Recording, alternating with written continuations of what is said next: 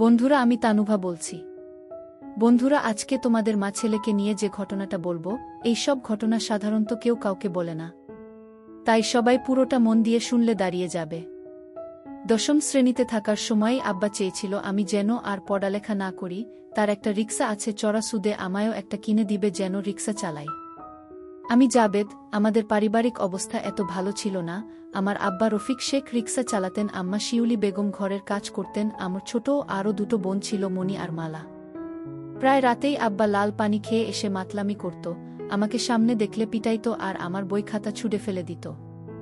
আম্মা কখনো আমারে সাপোর্ট করেনি, বরং আব্বার মতো টাকা কামাইতে বলতো। এসব সহজের বাহিরে চলে যাওয়ার পর আমি আমার এক শিক্ষকের বাড়িতে জাগির হিসেবে চলে যাই এবং সেখান থেকেই মেট্রিকটা পাশ করি। তারপর আর এলাকাতে থাকিনি, ঢাকা একটা গার্মেন্টসে চাকরি নিই, আর সাথে ডিগ্রিতে ভর্তি হই। আজিমপুর বস্তিতে একটা এটাস্ট বাচ্চা ঘরওয়ালা রুম নিয়ে থাকতাম। কোনো মতে দিন কেটে যাচ্ছিল, খাওয়া দাওয়ার একটু সমস্যা হইতো, কিন্তু আগের থেকে ভালোই ছিলাম, বিন্দাস লাইফ। হঠাৎই এক বিকেলে সবে রুমের সামনে আইসা দাঁড়াইছি, দেখি আমার খালাতো ভাই মন্টু, আমার আম্মা আর দুই বোন মালা আর মনিরে নিয়া হাজির। মন্টুও ঢাকাতেই এক মেসে থেকে লেখাপড়া করে। যাই হোক, রাগ তো আর হইবার পারি না। দরজা খুইলা তাদের ভেতরে ঢুকে বসতে বললাম। মন্টু যেন তাগরে আয়নায়, খালাস জাবেদ ভাই, আমি চললাম তাহলে, আমার এখন একটা টিউশনি আছে, সেটা ধরতে হবে। আমি বললাম আচ্ছা যা খাল্লাম্মা, চলি তাহলে। ভিতরে ঢুকতেই ছোট দুই বোন জড়িয়ে ধরল।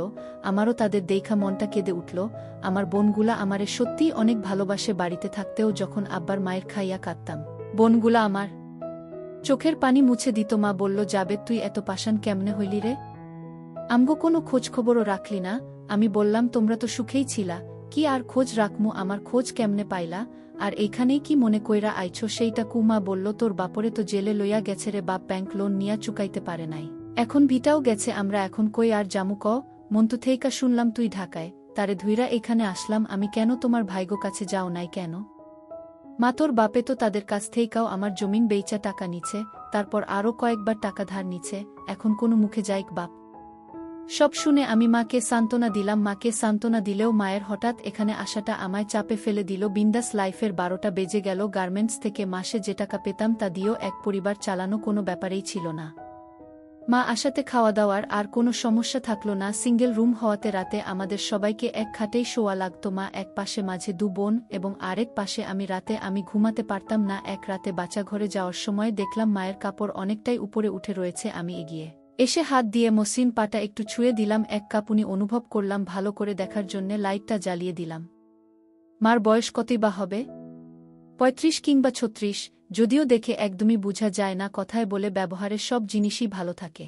বাবাও তাকে ব্যবহারের উপরেই রেখেছিল। অনেক দিন থেকেই প্রমোশন হবে হবে করেও হচ্ছে না। অবশেষে রহমান সাহেব অফিস থেকে রিজাইন করাতে সুপারভাইজারের পদটা আমিই পাই। আসলেই মা আসার সময় আমার জন্যে সৌভাগ্য সাথে করে নিয়েছিল। তিনি আসার পরেই সবকিছুই যেন হাতের মুঠো মনে হচ্ছে। বিকেলে বস্তিতে ফেরার পথে 1 কেজি মিষ্টি নিয়ে নিলাম। দরজায় দাঁড়িয়ে টোকা দিতেই মা দরজা খুলে দিল, আর অমনিই আমি মাকে টেনে ধরলাম। দরজা বরাবরই খাচ্ছিল, মা সামলাতে না পড়ে খাটে পড়ে গেল। আর আমি মায়ের উপর মনের মধ্যে প্রমোশনের খুশি থাকলেও এখনকার উত্তেজনাটা অন্যরকম। হঠাৎ ছোট বোন মালা মিষ্টির বাক্সটা দেখে চিৎকার করে উঠল, আর এতেই মুহূর্তটা যেন শেষে হয়ে গেল। মা উঠে পড়ার জন্যে নড়েচড়ে উঠল, আমিও তার উপর থেকে সরে গেলাম। ছোট বোন মালা আর মনি জিজ্ঞাসা করতে লাগত, ভাইজান মিষ্টি নিয়ে আসলা যে? আমি বললাম, ভাইয়ার প্রমোশন হয়েছে রে পাগলি। মা বলল, প্রমোশন কি রে? আমি বললাম, আগের থেকে উপরে উঠে গেছি মা, এখন কষ্ট কম হবে, পয়সা বেশি পাবো। মা বলল, তা হইলে তো ভালোই হইল। আচ্ছা জাবেদ, তোর বাপরে জেল থেকে ছোটানোর ব্যবস্থা কর না। আমি বললাম, কেন? তার কথা মনে পড়তেছে নাকি? মা বলল, হ, মনে তো পড়বই, আমার স্বামী না? আমার সাথে থাকতে হইলে ভুইলা যাও, সে তোমাগরে কি দিছে? কষ্ট ছাড়া। আমি তোমাগো সাথে থাকতে আর কাউরে লাগবো না। আর তুমি অহন আমার খাইতাছ, আমার পড়তাছ, এখন থেইকা আমারেই তোমার সবকিছু ভাববা। মা বলল, আচ্ছা। আমার মা এমনই, আগে বাবার খাইতো আর বাবা যা কইতো তাই সঠিক মনে করত, নিজের মাথা কখনো খাটায় না সে। আর এখন আমি যা কইতাছি তাই শুনতাছে। রাতে খাবার সময় ইচ্ছে করেই গা ঘেঁষে বসেছি। মা কিছুই বলেনি। খাওয়া শেষে বা হাতটা উরুর উপর রেখেই বিভিন্ন গল্প করতে লাগলাম, কি করে এই বস্তিতে উঠলাম হাবিজাবি। কিন্তু যাই বলছি, মা আর দুই বোন মনোযোগ দিয়ে শুনল। এর ফাঁকে আমি হাতটা কাঁধে উঠিও মালা আর মনিকে বললাম, তোদের কাল স্কুলে ভর্তি করিয়ে দিব। ওরা তো খুশিতে হইচই করতে লাগলো। মা বাদ সাধল, কি দরকার স্কুলে যাওনের, ঘরে থাকবো, ঘরের কাম শিখব। আমি বললাম, একবার বলছি যাইব তো যাইব, এই যুগে লেখাপড়া ছাড়া চলা যায় না। বুঝলা মা বলল হু। আমি ধীরে ধীরে মায়ের উপর কৃতিত্ব নিতে লাগলাম, আর মায়ের অভ্যাসেই কর্তার কথা শোনা। এখন যেহেতু আমি কর্তা তো আমি যা বলি তাই শুনবে। রাত যথেষ্ট হয়েছে, এবার শুতে হবে। আমি মাকে বললাম, মা রাতে মণি মালা ঘুমের ঘোরে আমার গায়ে হাত পা তুলে দেয়, আমার ডিস্টার্ব হয়। এদেরকে এক পাশে দিয়ে তুমি এই পাশে শো। মা বলল আচ্ছা ঠিক আছে বাপ। দেখলাম আমার কথাই রইল। মালা মণিকে এক পাশে দিয়ে মা আমার ডানেই শুয়েছেন, আমি ঘুমের ভান করে শুয়ে রইলাম। ঘুম তো আসছেই না। দুই বোনের খুনসুটি একসময় বন্ধ হয়ে আসলো। এদিকে আমার গরম হয়ে আছে, আমি মায়ের বিপরীত দিকে ফিরে আছি। একসময় যখন বুঝলাম সবাই ঘুমিয়েছে, তখন মায়ের দিকে ফিরলাম। মা আমার দিকে পিঠ করে শুয়েছিল। তার চুল থেকে নারিকেল তেলের ঘ্রাণ হাত দিয়ে কাপড় উপরের দিকে তুলতে লাগলাম। মা কিন্তু একটুও নড়ল না। আমি বুঝে গেলাম মারও ইচ্ছে আছে। আমি মায়ের কানের কাছে মুখ নিয়ে বললাম, শিউলি আজ থেকে তোমার স্বামী আমি, তোমার সব আমিই মেটাবো। মা বলল তাহলে আজ থেকে আমি তোমার বউ হলাম। গোকাজ শেষ করে আমি মাকে জিজ্ঞেস করলাম, কি গো, কেমন লাগলো তোমার নয়া স্বামীর কাজ? মা বলল আগের স্বামী থেকে ভালোই। আমি বললাম তার মানে বাবা তোমায় আসল মজা দিতে পারত না? মা বলল পারত, কিন্তু তোমার সামনে কিছুই না। তার উপর লাল পানি খেয়ে অল্পতেই হাঁপিয়ে যেত। মা বলল আচ্ছা জাবেদ, তুমি আমারে ছাইডা যাইবা না তো? আমি বললাম কোনো সময়তেই না, এখন থেইকা তো তুমি আমার বউ। এই মা হইলে হয়তো ছাইডা যাইতাম, কিন্তু বউরে কি ছাড়ন যায় কও? তোমার মতো আরেকটা কই পামু কও? মা বলল তুমি তোমার বাপ থেইকাও শয়তান। সকালে একটু দেরিতেই উঠলাম, মালা আর মনির হইচই এ ঘুম ভেঙে গেল। মাকে বলতে শুনলাম, তোদের ভাইজান ঘুমাচ্ছে, এমন করছিস কেন? একদম মায়ের খাবি কইলাম। মালা বলল ভাইজান এত বেলা অবধি ঘুমালে আমাদের স্কুলে নিবে কে? আমি আধবোজা চোখে বললাম, এই তো ভাইজান উঠে গেছি, বাচ্চা ঘরে গিয়ে গোসল করে তারপর সাবার সাথে নাস্তা করলাম। মা আগেই আমাকে নাস্তা দিল, বড় ডিমটাও আমার পাতে দিল। সব শেষে আমার পাশে এসে বসল, আমিও পেছন থেকে হাত দিলাম। নাস্তা শেষে দুই বোন মা থেকে বিদায় নিল। যাওয়ার আগে মাকে টেনে ধরে তারপর বের হলো। আমিও সেই সাথে টেনে ধরে বললাম, আসছি গো বউ। মা বলল তাড়াতাড়ি ফিরিও। মনি মালা থেকে 2 বছরের বড় ছিল, মনির ছিল 7, মলার 5 বছর। মনিকে এলাকার প্রাইমারিতে ক্লাস 2তে ভর্তি করিয়ে দিলাম। আমি ইচ্ছে করেই তার বাবা মায়ের নামের জায়গায় দিলাম বাবা জাবেদ আর মা শিউলি বেগম। আর মালার জন্যে এমনিতেই কিছু বই কিনে নিয়ে আসলাম। যেতে যেতে ভাবলাম, 2 মেয়েই যদি স্কুলে পড়ে তাহলে মায়ের সময় কাটবে কি করে। তাই মালাকে বুঝিয়ে সুঝিয়ে কিছু চকচকে বই কিনে দিয়ে ঘরে নিয়ে আসলাম। কই মা দেখো তোমার মেয়েকে নিয়ে আসলাম। মা মালাকে রেখে দিল। আমি কিছুক্ষণ থেকেই অফিসে চলে গেলাম। গার্মেন্টসের মেয়েগুলোও সব আগুন। এদের দেখেই আমার বারবার মায়ের কথা মনে পড়ে যাচ্ছিল। অফিস শেষে মার্কেট থেকে মায়ের কিছু ছোট কাপড় কিনে নিলাম। ঘরে ফিরে মায়ের হাতে প্যাকেট ধরিয়ে দিলাম। মা মুচকি হাসলো। নাস্তা বানিয়ে রেখেছিল তা খেলাম। উল্লেখ্য পুরের খাবার আমি গার্মেন্টের পাশের একটা ঝুপড়িতেই খাই। মালা আর মনি একজনের পিছনে লেগেই রয়েছে। বুঝলাম আরও বড় একটা বাসা দরকার। রাতে খাওয়া শেষে মনি কিছুক্ষণ বই নিয়ে গুনগুন করে ঘুমোতে গেল। মা আমার পাশেই শুয়েছিল, তার মাথাটা আমার ডান হাতের উপর ছিল। আমি বললাম কি হবে নাকি 1 রাউন্ড? মা বলল তোমার ইচ্ছাই আমার ইচ্ছে। আমি কাছে টেনে নিলাম। মা বলল এই নিচে চলো না, ঘাটে আমার ভয় করে যদি মনি বা মালা উঠে যায়। আমি বললাম আচ্ছা চলো। নিচের হালকা খালি জায়গাটায় মাদুর বিছিয়ে বালিশ 2টা নিয়ে নিচে নেমে আসলাম। আমি আবার কাজ করার সময় কথা বলতে ভালোবাসি। আমি বললাম জানো বউ, আজ মনিকে ভর্তি করানোর সময় তার বাবার নামের জায়গায় আমার নাম দিয়েছি, ঠিক হয়েছে না? মা বললাম একদম ঠিক করছো। তুমি মনির মার স্বামী হইলে তার আব্বাই তো হইবা। আমি বললাম এখানে থেকে আরাম পাইতাছি না, কাইকাই নতুন বাসা দেখতাছি। মা বলল কি দরকার বাড়তি খরচের, একটু কষ্ট হইলেও টেহা তো বাঁচতাছে। আমি বললাম আরে ধুরো, কত টেহা আইব যাইব, আমার বউ তো একটাই, তাই না? মা বলল কয়দিন পর যখন নিজে বিয়া করে ফেলবা তখন আর এই বউয়ের কথা কি মনে থাকব? মায়ের এই কথা শুনে আমি গতি বিডিয়ে দিলাম। সকলে ঘুম থেকে উঠতে অনেক দেরি হয়ে গেল। মা আমার পাশে ছিল না, অনেক আগেই উঠে গিয়েছে। মনি স্কুলে যাবে তাই জ্ঞান করছে। আমি কেন এখনো উঠছি না, তাকে স্কুলে দিয়ে আসতে হবে। মালা মাকে জিজ্ঞাসা করছে, মা ভাইজান কেন নিচে শুইছে? মা বলল তোর ভাইজানের গরম বেশি, এই কারণেই নিচে শুইছে যাতে ঠান্ডা হইতে পারে। তাড়াতাড়ি গোসল সেরে নাস্তা করে নিলাম। এমনিতেই দেরি হয়ে গিয়েছে তাই আর দেরি করলাম না। মনিকে নিয়ে বের হয়ে আসলাম। বোনকে স্কুলে পৌঁছে দিয়ে আমি অফিসের দিকে চললাম। আমার বস হেলাল সাহেব সেই এক বাজ লোক, তার রুমের পাশ দিয়ে যাওয়ার সময় হাসিঠাট্টার আওয়াজ পেলাম, হয়তো কোনো মেয়ের সাথে রসালো আলাপ করছে। আমি আমার প্রোডাকশনের কাজ দেখতে লাগলাম। মেয়েদের কাজ বুঝিয়ে দিয়ে ডেস্কে গিয়ে বসলাম। ডেলিভারির ফাইল দেখতে দেখতেই সময় কেটে গেল। আজ একটু তাড়াতাড়ি করে অফিস থেকে বের হলাম, একটা বাসা খোঁজা লাগবে। অফিসের পিয়ান মন্টু বলল মোহনলাল পানিপুরের দিকে নাকি কিছু টিনসেট বাড়ি ভাড়া দেওয়া হয়, তাই সেদিকেই গেলাম। টিনসেট তো পেলাম না, তবে সাইটওয়াল সেমিপাকা একটা বাড়ি দেখতে পেলাম, সামনে পুরনো একটা লোহার গেইটে লেখা বাসা ভাড়া দেওয়া হবে। আমি নাম্বার নিয়ে ফোন দিলাম। একজন বৃদ্ধ মহিলার আওয়াজ, বাসা মালিক। হ্যালো, কে? আমি আসসালামু আলাইকুম, আমি জাবেদ উয়ে বাসা ভাড়ার জন্য কল দিয়েছিলাম। বাসা মালিক: ও আচ্ছা, আপনি কি বিবাহিত? আমি তো চিন্তায় পড়ে গেলাম, কিন্তু মুহূর্তেই আবার সব চিন্তা উবে গেল। আমি: জি ম্যাডাম, আমার দুটো মেয়েও আছে। বাসা মালিক: তাহলে ঠিক আছে। আমি আসলে আগে একাই থাকতাম, কিন্তু গ্রাম থেকে বউ আর বাচ্চারা আসার পর একটা প্রয়োজন পড়েছে। বাসা মালিক: আচ্ছা আচ্ছা, আমি দারোজানকে দিয়ে গেইটের চাবি পাঠাচ্ছি। আপনি বাড়িটা দেখুন, যদি ভালো লাগে তারপর ভেতরে আসবেন। পাকাক্তা হবে। ঢাকায় সাধারণ এমন বাড়ি চোখে পড়ে না। সামনে কিছু খালি জায়গা, ভেতরে মাকসার ডেরা। জালে আটকে গেলাম। কিচেন রুম ছাড়া 2টা বেডরুম ও একটা ডাইনিং রুম রয়েছে।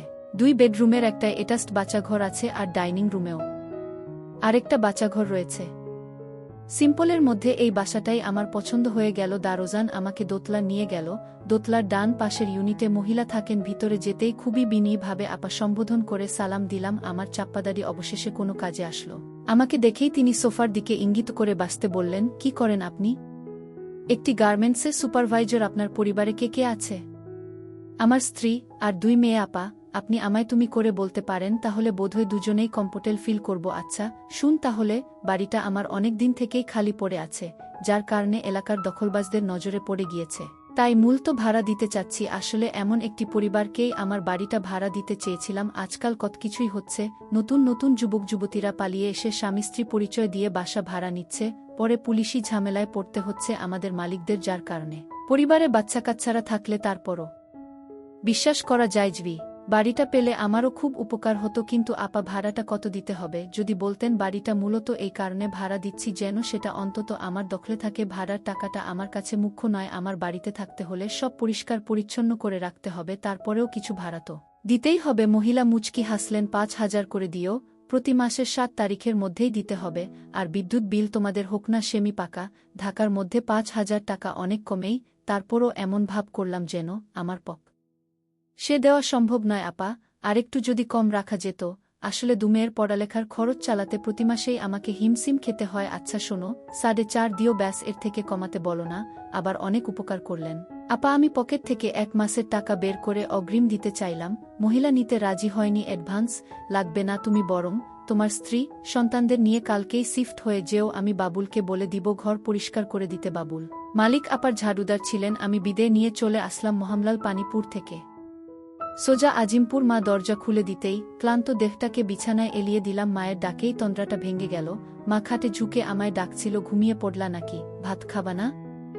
আমি মায়ের এক হাত ধরে টান দিতেই সে নিচে এসে পড়ল। দ্রুতই আমার হাত ছাড়িয়ে নিয়ে উঠে পড়লেন। মণি আর মালা ভাত খাচ্ছিল। তরকারি গরম করেছি, ভাত খেয়ে নেও। বারো তুমি। আমি হাত মুখ ধুয়ে বোনদের সাথে যোগ দিলাম। মণি বলল, জানো ভাইজান আজ স্কুলের ম্যাডামে একটা কবিতা মুখস্থ করতে দিচ্ছে, তাই নাকি? তুমি কি মুখস্থ করছো? হুম। ভাইজান তুমি শুনবা নাকি? মাঝখানে মা ধমকে উঠল। মণি তোরে কইছি না খাবার সময় বেশি কথা না বলতে। মণি আর কথা না বলে ভাত খেতে লাগলো। মালাও চুপচাপ। বুঝলাম আমি এ ঘরের কর্তা হলেও করতি, কিন্তু মাই। আমি খাওয়া শেষ করে শুয়ে রইলাম। মণি এবার আমায় তার কবিতা শোনাতে থাকল। এদিকে মা খাটের এক কোণে উল্টো দিকে ফিরে চুল আঁচড়াচ্ছিলেন। তার চিকন কোমরটা লাইটের আলোয় হেব্বি দেখাচ্ছিলেন। ছোট বোনের কবিতার দিকে মনেই দিতে পারলাম না। এর মধ্যে মণি আরেকটা কবিতা পড়তে গেল। আবার মা বাদশাধেন। অনেক রাত হয়েছে, সকালে আবার স্কুলে যেতে হবে। ঘুমো এখন। মালা তার ওয়ার্ড বুকের ছবিগুলো দেখছিল। সে নারাজ। মা আমার তো স্কুল নেই, আমিও ঘুমাবো। ঘুমাতে হবে। সে বই রেখে চোখ বুজে রইল। মায়ের দিকে ইশারা দিতেই মা লাইট অফ করে আমার পাশে এসে শুলো। সে বোনদের দিকে ফিরে শুয়েছে।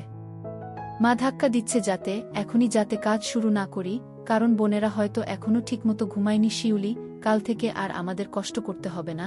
নতুন বাসা দেখেছি। শিউলি আমার মায়ের নাম। মা বলো, কি দরকার ছিল আরে এভাবে? আর কতদিন? মা তা ঠিক কইছো, বাচ্চাগুলা দিন দিন বড় হইতাছে। এখন নতুন বাসাতে কিন্তু তুমি আমার বউ হিসেবেই যাবা, আর মালা আর মণি আমার মেয়ে। মা মনে এইটা কেমনে সম্ভব? আমি জানি না কেমনে সম্ভব, কিন্তু তুমি সম্ভব করবা মা। আমি না হয় তোমারে স্বামীর নামলাম, কিন্তু মালা মণি কি তোমাকে তাগো বাপ ডাকবো নাকি? ডাকবো, আর তুমিই ব্যবস্থা করবা যেমনেই পারো। আজ সবার আগে আমার ঘুমাই ভাঙল। দেখলাম মা পাশে শুয়ে আছে। কি মায়াবী এক নারী, চেহারাতেই দুনিয়ার সব মায়া এবং সরলতা। মায়ের সবচেয়ে বড় গুণ হল ঘরের কর্তার উপর বিশ্বাস রাখা আগে মায়ের উপর আমার অনেক রাগ জমেছিল কেন এই মহিলা কখনো বাবার আচরণের প্রতিবাদ করল না। আজ বুঝতে পারছি কেন করেনি। যার কাছে সে রাতের আধারে বশ্যতা স্বীকার করে নিয়েছিল, যার সাথে সে প্রতিরাতে রতিক্রিয়ায় মতে উঠত, তার কথার উপরে সে কথা বলতে শিখেনি, তার কথাই সে মাথা পেতে নিয়েছিল। হোক সেটা ভুল কিংবা শুদ্ধ, লক্ষ্মীটি সকাল হয়েছে, উঠবা না? মা ধীরে ধীরে চোখ খুলতে লাগল। মা, কি ব্যাপার আইসকে, তুমি এত সকালে কেমনে উঠলা? তেমার টানে গো শিউলি।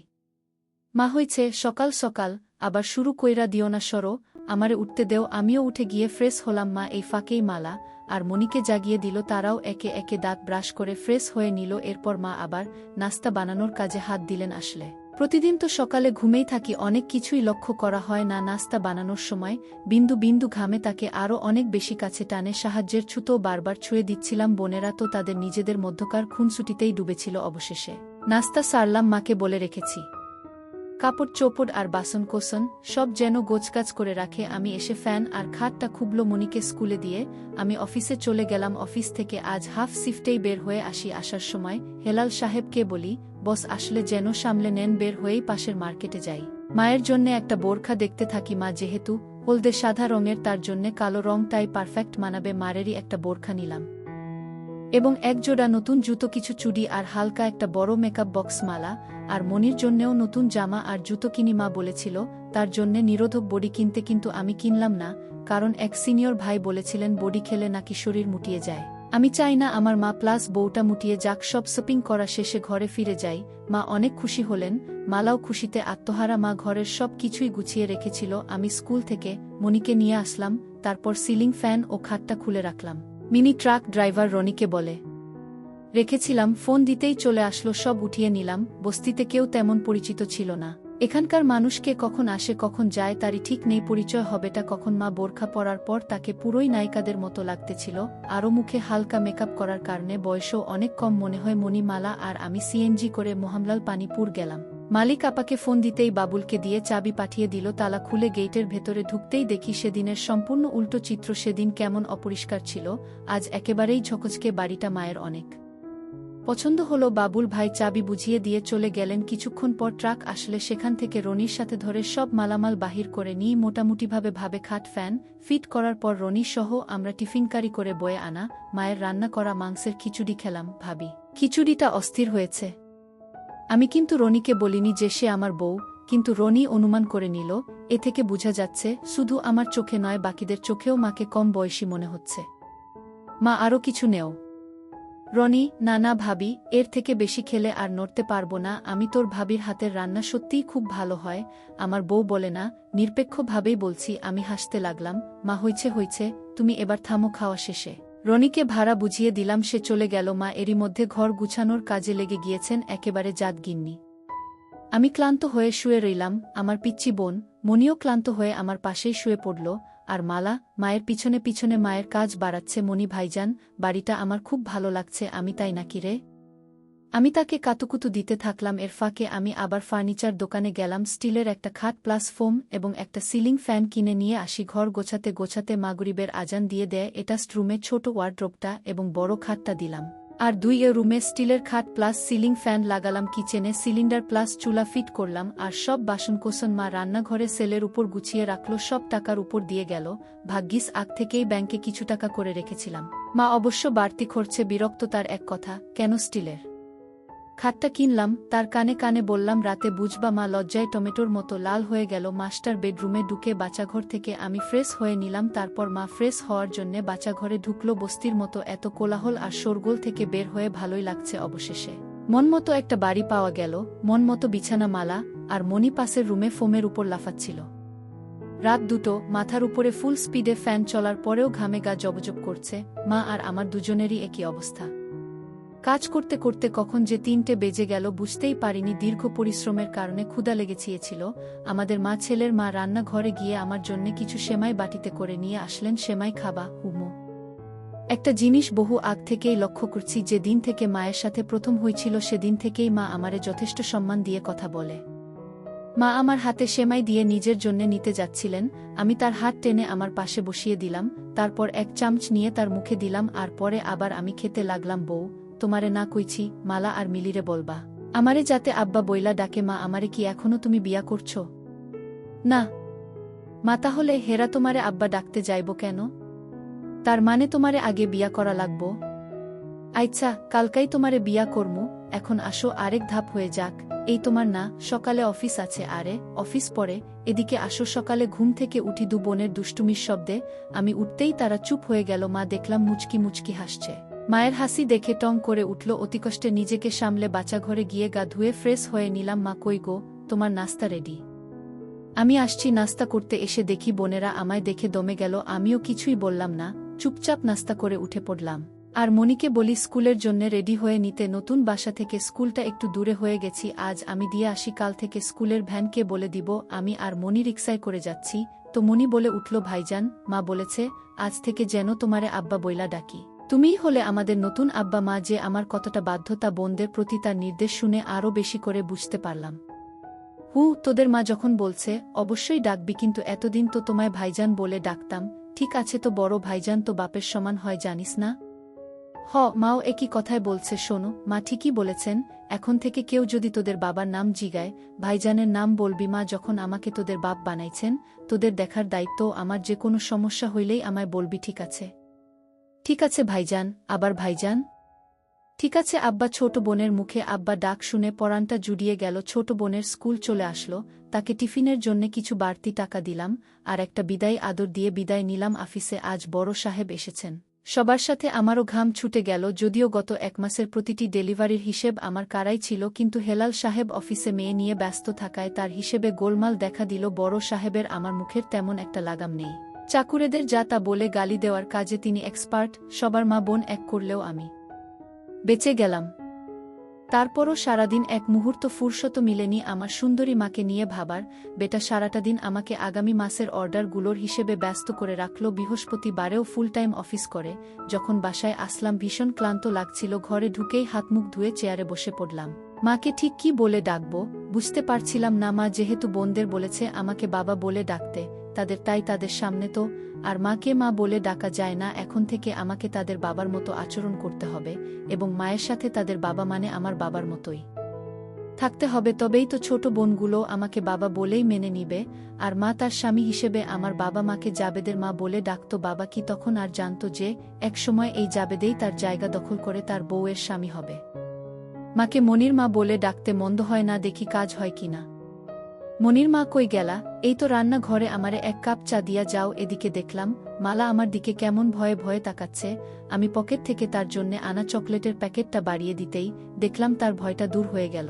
এগিয়ে এসে আমার থেকে প্যাকেটটা নিল। এইতে আব্বু, তোর জন্যে এনেছি। মালা দৌড়ে গিয়ে মনির কাছে চলে গেল, আর তাকে বলতে শুনলাম, দেখেছিস আপু, নতুন আব্বা কত ভালো, আমার জন্যে চকলেট এনেছে। মনি আর মালা এবার চকলেট নিয়েই মজে গেল। আসলে এই বয়সে সে সব বাচ্চাগুলো ছোট থেকেই অনিশ্চয়তার মধ্যে বেট উঠে তাদের কাছে। বাবা বা ভাই এর মানেটা কোনো মাইনেই রাখে না, একমাত্র মাইনে রাখে এদের মা। এদের মা যদি কাউকে দেখিয়ে বলে এই তোর বাবা, তাহলে সেই ব্যক্তিকেই তারা বাবা মেনে নেয়।